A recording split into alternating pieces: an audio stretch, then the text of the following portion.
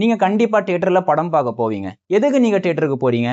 நீங்க வீட்லயே படத்தை பார்க்கலாம். ஆனா நீங்க தியேட்டருக்கு போறதுக்கான காரணம் என்ன தெரியுமா? நீங்க ஒரு தியேட்டர்ல நுழைஞ்ச உடனே பெரிய ஸ்கிரீன், அங்கே இருக்கக்கூடிய பாப்கார்னுடைய சுவையா இருக்கட்டும், அதே மாதிரி உங்களுக்கு வரக்கூடிய சத்தமாக இருக்கட்டும், ஏசி காற்றினுடைய அந்த உணர்வாக இருக்கட்டும், நல்ல ஸ்மெல்லாக இருக்கட்டும், இதை எல்லாத்தையும் மூலமாக உங்களுடைய ஐம்புலன்கள் ஹைஜெக் செய்யப்பட்டு உங்களுடைய 5 சென்சஸ் தன்னுடைய கட்டுப்பாட்டில் கொண்டு வந்ததின் காரணமாக தான் நீங்கள் தியேட்டரில் படம் பார்ப்பதற்காக செல்கிறீர்கள். அவங்க உங்களுடைய ஐம்புலன்களை உங்களுடைய 5 சென்சஸ் தன்னுடைய கண்ட்ரோல்ல கொண்டு வந்துட்டாங்க. அங்கே இருக்கக்கூடிய பிக் ஸ்கிரீனில் பெரிய படத்தை காட்டுவதன் மூலமாக, அங்கே இருக்கக்கூடிய சத்தத்தின் மூலமாக, நீங்க உள்ள நுழைஞ்ச உடனே அங்கே இருக்கக்கூடிய ஸ்மெல்லின் மூலமாக, நீங்க அங்க சாப்பிடக்கூடிய பாப்கார்னின் மூலமாக, இந்த மாதிரி உங்களுடைய ஐம்புலன்கள் அவங்களுடைய கட்டுப்பாட்டில் போவதின் காரணமாக உணர்வு ரீதியாக நீங்க அடிமைப்படுத்தப்படுகிறீர்கள். அதனாலதான் எல்லா பேருமே தியேட்டருக்கு போறோம். இதே யுக்தியை நீங்க உங்களுடைய வியாபாரத்தில் கூட அப்ளை பண்ணலாம். மக்கள் இருக்காங்களே, அவங்க ப்ராடக்ட்ஸ் வாங்குறது கிடையாது, they buy experiences. அவர்கள் எக்ஸ்பீரியன்ஸ் தான் விலை கொடுத்து வாங்குறாங்க. அந்த எக்ஸ்பீரியன்சஸ் எப்படி உண்டாகுது? Created by their senses. அவர்களுடைய புலன்களின் மூலமாக உண்டாகக்கூடிய அந்த எக்ஸ்பீரியன்ஸை தான் மக்கள் விலை கொடுத்து வாங்குறாங்க. ஸ்மார்ட் பிசினஸ்மேன் என்ன பண்ணுவாங்க தெரியுமா? மக்கள் டிசிஷன் எடுக்கிற அளவுக்கு அவங்களுக்கு டைம் கொடுக்க மாட்டாங்க. மக்களுடைய டிசிஷனை இவங்களே கிரியேட் பண்ணுவாங்க. மக்களை முடிவு எடுக்கிறதுக்கு இவங்களே தூண்டுவாங்க. மக்களுடைய உணர்வுகளை இவங்களே தன்னுடைய கட்டுப்பாட்டில் கொண்டு வருவார்கள். இவர்கள் தான் ஸ்மார்ட் பிசினஸ்மேன். ஒரு ஸ்மார்ட் பிசினஸ்மேன் எப்படி மக்களுடைய ஐம்புலன்களை பயன்படுத்தி தன்னுடைய ப்ராடக்ட்டை விற்க முடியும் என்பதை இந்த வீடியோல நம்ம பார்க்கலாம். முதலாவது விஷுவல் என்றால் பார்த்தல்.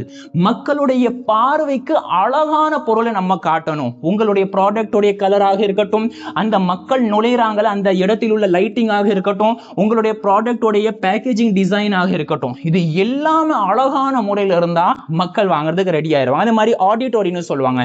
ஆடிட்டோரியம் என்னது? நீங்க எந்த இடத்தில் வியாபாரம் செய்கிறீர்களோ அந்த இடத்துல சவுண்ட் நல்லா இருக்கணும். அந்த இடத்தில் கேட்கப்படக்கூடிய அந்த சத்தங்கள் நல்லா இருக்கணும். அங்கே பேசக்கூடியவர்களுடைய வாய்ஸ் டோனாக இருக்கட்டும், கேட்கக்கூடிய சத்தமாக இருக்கட்டும், அங்கே கேட்கக்கூடிய மியூசிக்காக இருக்கட்டும். மியூசிக்லயும் பல வகை இருக்கு. ஸ்லோ மியூசிக்காக இருந்தா நீங்க மக்களை ஒரு இடத்துல நிக்க வைக்கலாம், மியூசிக் ஸ்லோவாக இருந்தா. அதே ஃபாஸ்ட் மியூசிக்காக இருந்தா மக்கள் சீக்கிரமாக பொருளை வாங்கிட்டு போய் கொண்டே இருப்பார்கள். அதே மாதிரி ஒரு இடத்துல மியூசிக் சாஃப்டா இருக்குன்னா அது பிரீமியம், அதாவது ஒரு ரிச் ஃபீலிங்கை கொடுக்கும். பாத்தீங்களா? ஒரு மியூசிக் மூலமாக உங்களுக்கு 3 உணர்வுகளை உண்டாக்க முடியும். உங்களுக்கு ரிச் ஃபீலிங்கை உண்டாக்க முடியும், மியூசிக் சாஃப்டா கொடுப்பதின் மூலமாக, ஸ்லோ மியூசிக்கின் மூலமாக உங்களுக்கு நிதானத்தை உண்டாக்க முடியும், ஸ்பீடு மியூசிக்கின் மூலமாக உங்களுக்கு வேகத்தை உண்டாக்க முடியும். மியூசிக் மூலமாக உங்களுடைய உணர்வுகளை, உங்களுடைய செயல்பாடுகளை கட்டுப்படுத்த முடியும். இதுக்கு பேர் ஆடிட்டோரியம்னு சொல்லுவாங்க. அடுத்தது மூன்றாவதாக கினெஸ்தெட்டிக். கினெஸ்தெட்டிக்னா என்ன?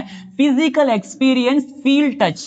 பிசிக்கல் எக்ஸ்பீரியன்ஸ், நம்முடைய கஸ்டமருக்கு நாம் பிசிக்கல் எக்ஸ்பீரியன்ஸை கொடுக்க வேண்டும். நான் முன்னாடி சொன்ன மாதிரி நீங்க தியேட்டர்ல நுழைறீங்க, அங்க உங்களுக்கு ஏற்படக்கூடிய பிசிக்கல் எக்ஸ்பீரியன்ஸ் என்ன? அங்க இருக்கக்கூடிய சீட்டா இருக்கட்டும், நீங்க உள்ள போனோன்னு ஏசியுடைய காற்றா இருக்கட்டும், இது எல்லாம் உங்களுக்கு நல்ல ஃபீலிங்கை கொடுக்கும். இன்னொரு எக்ஸாம்பிள் நான் உங்களுக்கு கொடுக்கவா? நீங்க போன் வாங்குறதுக்கு போறீங்க. போன்காரன் முதல்ல என்ன பண்ணுவான்? பேக்கேஜிங் ஓபன் பண்ணிட்டு போனை உங்களுடைய கையில ஆன் பண்ணி கொடுத்துருவான், நீங்க யூஸ் பண்ணி பாருங்கன்னு. அப்படி யூஸ் பண்ண உடனே உங்களுக்கு ஒரு ட்ரஸ்ட் உண்டாகும், ஒரு நம்பிக்கை உங்களுக்கு உண்டாகும். அவன் போன் உங்களை யூஸ் பண்ண வைக்கல, அந்த போனை உங்களை யூஸ் பண்ண வைப்பதின் மூலமாக உங்களிடத்தில் அவன் நம்பிக்கையை உண்டாக்குகிறான். இது ஒரு விஷயம். அதே மாதிரி நீங்க கார் வாங்க போனாலும், பைக் வாங்க போனாலும், முதல்ல அவன் என்ன பண்ணுவான்? டெஸ்ட் டிரைவுக்காக உங்களுக்கு சாவியை கொடுத்துருவான். இப்ப நீங்க டெஸ்ட் டிரைவ் செய்யும் போது என்ன உண்டாகும்? உங்களுக்கு ஒரு தனிப்பட்ட நம்பிக்கை அவன் மேல உண்டாகும். அந்த நம்பிக்கை எதனால உண்டானது? அந்த தொடுதலின் மூலமாக, நீங்க அந்த வண்டியை தொட்டதின் மூலமாக, நீங்க அந்த போனை தொட்டதின் மூலமாக, நீங்க அந்த பைக்கை தொட்டதின் மூலமாக உங்களுக்கு நம்பிக்கை உண்டாகும். நம்முடைய பொருளில் நாம் நல்ல டச் கொடுக்க வேண்டும். ஒரு ப்ராடக்ட் விற்கிறீங்கன்னா கஸ்டமரோட கையில கொடுத்துருங்க. அதை நிறைய பேர் ப்ராடக்டை தொடவே விட மாட்டாங்க. இப்படி நம்ம தொட விடல வச்சு கஸ்டமருக்கு நம்ம மேல நம்பிக்கை வராது. நீங்க உங்களுடைய ப்ராடக்ட்டை கஸ்டமர் கையில கொடுத்து அவங்கள தொட விடணும். இது மூணாவது விஷயம். அடுத்த நாலாவதாக ஆல்ஃபேக்டரின்னு சொல்லுவாங்க. ஆல்ஃபேக்டரி மீன்ஸ் என்னது? சிம்பிளா சொல்ல போனா ஸ்மெல். நல்ல ஸ்மெல் கஸ்டமர் கொடுக்கும். நீங்க தியேட்டர்ல நுழைஞ்சீங்கன்னா நல்ல பர்ஃபியூம் உடைய ஸ்மெல் இருக்கும். அந்த ஸ்மெல் உங்களுக்கு டைரக்ட் மெமரியில போய் விழும். இந்த ஸ்மெல்லோட கனெக்ஷன் இருக்கா, டைரக்ட் மெமரியில இருக்கு. இந்த மெமரியின் மூலமாக உங்களுக்கு இமோஷன்ஸ் உண்டாக்க முடியும். அதே மாதிரி நிறைய கடைகள் இருக்கும், நிறைய ரெஸ்டாரண்ட் இருக்கும். அங்க உள்ள நுழைஞ்சோட நல்ல ஸ்மெல் உங்களுக்கு கிடைக்கும். இந்த ஸ்மெல் மூலமாக உங்களுடைய உணர்வுகள் தூண்டப்படும். இந்த ஸ்மெல் மூலமாக உங்களுடைய உணர்வுகள் தூண்டப்படும். உதாரணத்துக்கு இன்னொரு எக்ஸாம்பிள் சொல்றேன். பேக்கரி இருக்கு, பேக்கரியில என்ன வரும், பேக்கரியை பொறுத்த வரைக்கும் நல்ல ஸ்மெல் வரும். நல்ல ஸ்மெல் வருவதன் மூலமாக உங்களுக்கு ஹங்கர் உண்டாகும், உங்களுக்கு பசி உண்டாகும். அதே பர்ஃபியூம் ஸ்மெல்ல இருந்தா, எந்த இடத்தில் பர்ஃபியூம் உடைய ஸ்மெல் வருகிறதோ, அது கடையாக இருக்கட்டும் இல்லைன்னா நபராக இருக்கட்டும், அதன் பக்கம் அந்த நபரின் பக்கம் உங்களுக்கு ஒரு அட்ராக்ஷன், ஒரு ஈர்ப்பு உண்டாகும். இப்போ இந்த ஸ்மெல்லின் மூலமாக உங்களுடைய உணர்வுகள் கட்டுப்படுத்தப்படுகிறது. அடுத்த 5வதாக கஸ்டேட்டரின்னு சொல்லுவாங்க, அதாவது டேஸ்ட், சுவைத்தல். சுவைத்தல் மூலமாக எப்படி உங்களோட உணர்வுகள் கட்டுப்படுத்த முடியும்னா, நம்மளோட டேஸ்ட் பர்ட்ஸ் இருக்கிறது நாக்குல, அந்த டேஸ்ட் பர்ட்ஸ் உடைய கனெக்ஷன் ஸ்டேட் ஆக மைண்டோடு இருக்கிறது. அது உங்களுக்கு பிடித்த ஒன்றாக இருந்தால் உங்களுக்கு டோபாமின் ரிலீஸ் ஆகிறது. இதன் மூலமாக அந்த ப்ராடக்டோடு உங்களுக்கு ஒரு கனெக்ஷன் ஏற்படுது. தியேட்டர்னு சொன்னா என்ன ஞாபகத்துல வரும், அங்க இருக்கக்கூடிய பாப்கார்ன் தான் ஞாபகத்துல வரும். ஏன், அந்த டேஸ்ட்டை கொடுத்து நம்முடைய நாவை அவங்க கட்டுப்படுத்திட்டாங்க.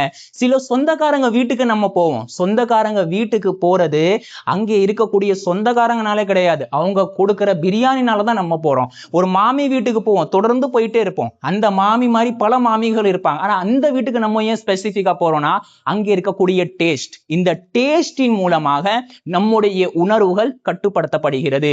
இதே மாதிரி நீங்க ஸ்வீட் கடைக்குள்ள போனா வச்சுக்கோங்களேன், சாம்பிள் பாக்குறதுக்கு ஒரு சின்னதா ஒரு ஸ்வீட்டை கொடுப்பாங்க நமக்கு. அதை நம்ம டேஸ்ட் பண்ண உடனே நமக்கு ட்ரஸ்ட் உண்டாயிரும். டேஸ்ட், ட்ரஸ்ட், இந்த ரெண்டுக்கும் ஒரு நெருங்கிய கனெக்ஷன் இருக்கு. அது சாப்பிட்ட உடனே கண்டிப்பாக அந்த கடையில இருந்து ஏதாவது ஒண்ணு நம்ம வாங்கி தான் வெளியே வருவோம்.